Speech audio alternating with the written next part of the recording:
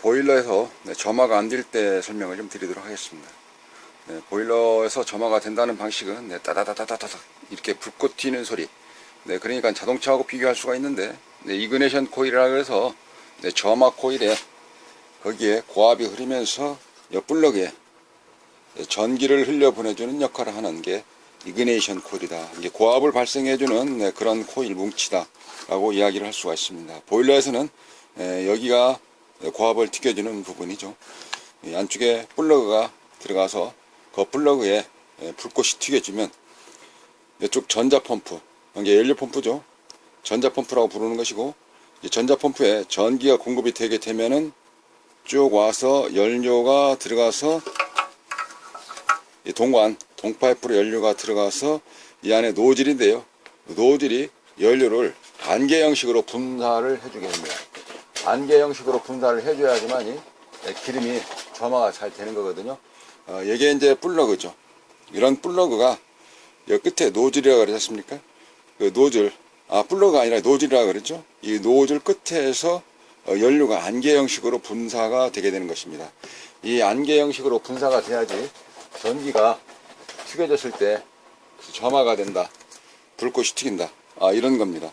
이와 같이 새까맣게 되어 있을 때 이런 거 제대로 튀겨질까요? 한 번씩 잘 클리닝 해줘야 할 그런 게 있습니다. 이 노즐 또한 분해하는 과정이 있는데, 이건 다음 시간에 살펴보기로 하고, 이 노즐 끝에 구멍이 0.4mm, 0.5mm, 0.6mm 이런 식으로 표기가 되어 있습니다. 글자로 써 있어요. 측면에 보시면. 제가 이거는 또 다음 시간에 자세하게 설명을 드리도록 하겠습니다. 이건 연료계통에서 설명을 드리도록 하고, 지금은 전기계통에서 따다다다다다 그런 게 소리가 나거든요. 보일러를 켜게 되면. 그러니까 보일러 컨트롤러 스위치를 켜게 되면 제일 처음에 여기 고압에서 전기가 흘려주죠. 그 전에 순환모터, 물에 해당되어 있는 순환모터는 계속 회전을 하면서 돌고 있고요. 그리고 전기가 따다다다 튀겨줍니다. 튀겨준다 표현을 하는데 불꽃이 나오게 되죠. 그리고 나서 여기에 있는 연료 순서가 그렇게 되거든요. 연료가 이제 뿜어주는데 나오면서 분사. 이게 분사라는 경우는 서프라이, 분모, 분자처럼 이게 안개처럼 흐트러주는 거. 그 상태에서 불꽃을 딱 튀겨주면 나이타돌처럼 그게 부으면서 이쪽에 있는 브로어 모터라고 하는데, 이 브로어 모터에서 바람이 뿜어주는 대로 안으로 들어가는 겁니다. 팬이 돌아서 그 팬이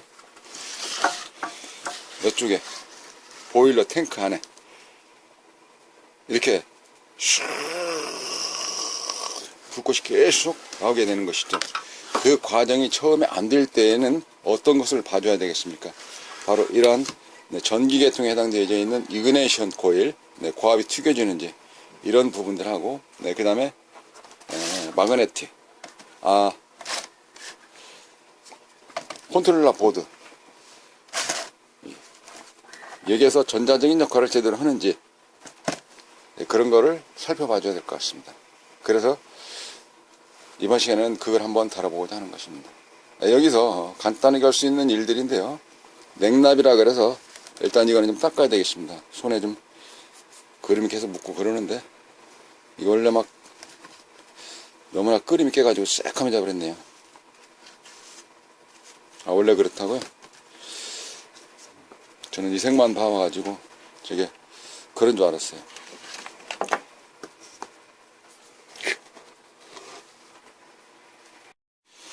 보일러가 안 들으면 한 가정이 고생을 하죠.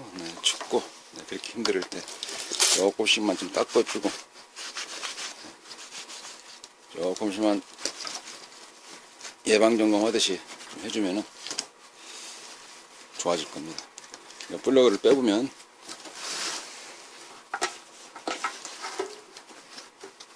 이로 되어 있거든요. 여기 있는 포인트 2개, 저기에 고압이 마지막에 나오는 자리입니다. 그리고 그 고압을 보내주는 자리는 이 안에 이그네이션 코일이 있어요. 이 고압 튀겨지는 이 부분, 이 부분을 뜯어보시면 일반적으로 자가 수리할 때 가정에서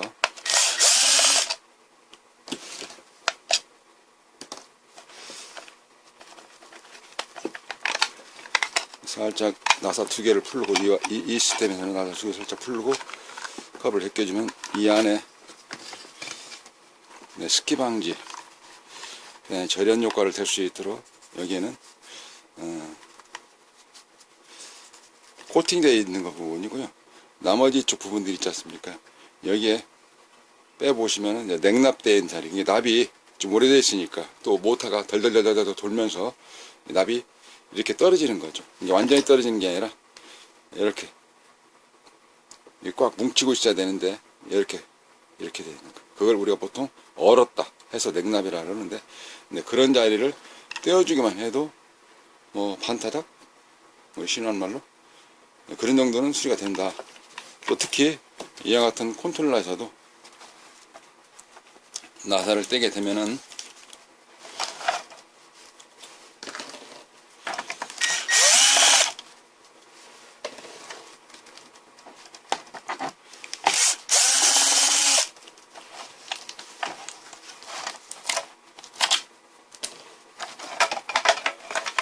카바를 벗기고 보드가 나오거든요. 보드가 오래됐으니까 뭐 부식될 정도는 아니었네요, 이거는. 근데 보시면 이 안에 이제 습기가 들어가고 그냥 덜덜덜 떨면서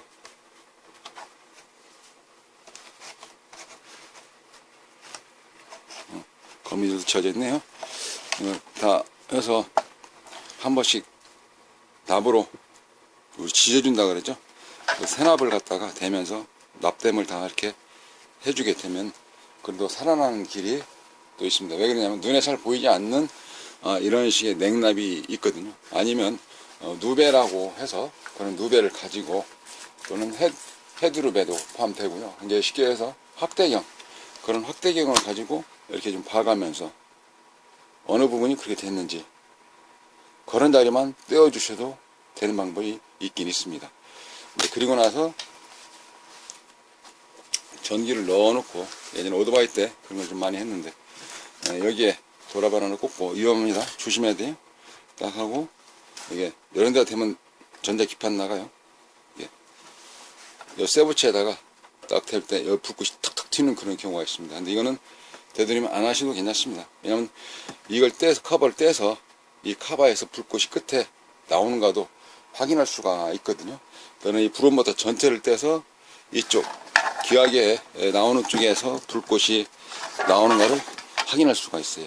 이게 근데 그것까지가 좀 불편하고 귀찮다라고 생각이 되어지면 일반 자가수리 가정에서 할 수 있는 일들은 이와 같은 이그네이션 코일 커버를 열어본 상태에서 여기에서 그리고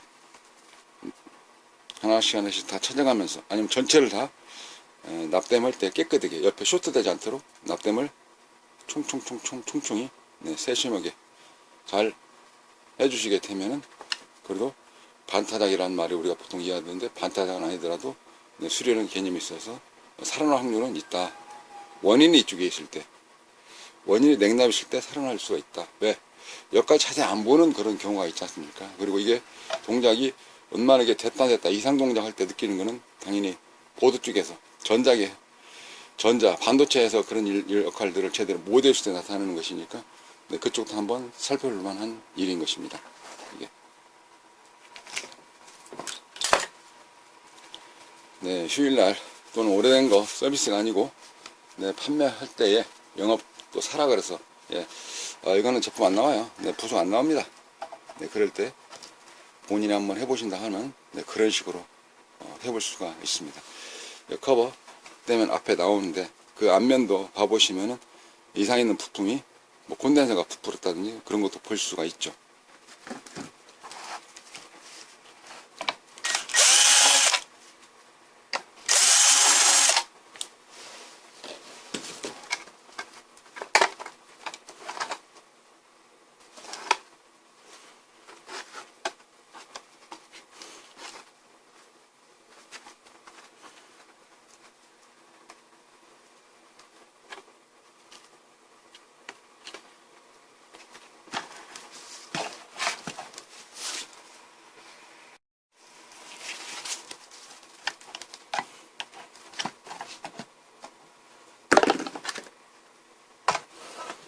이게 메인보드 분리한 상태인데요.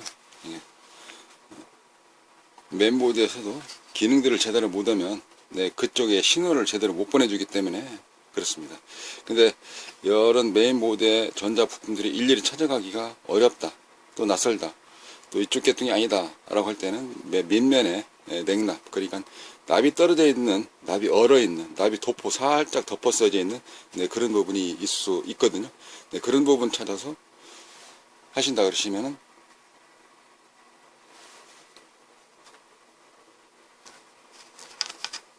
네, 수리가 그래도 네, 집안이 화목할 수가 있는 것입니다.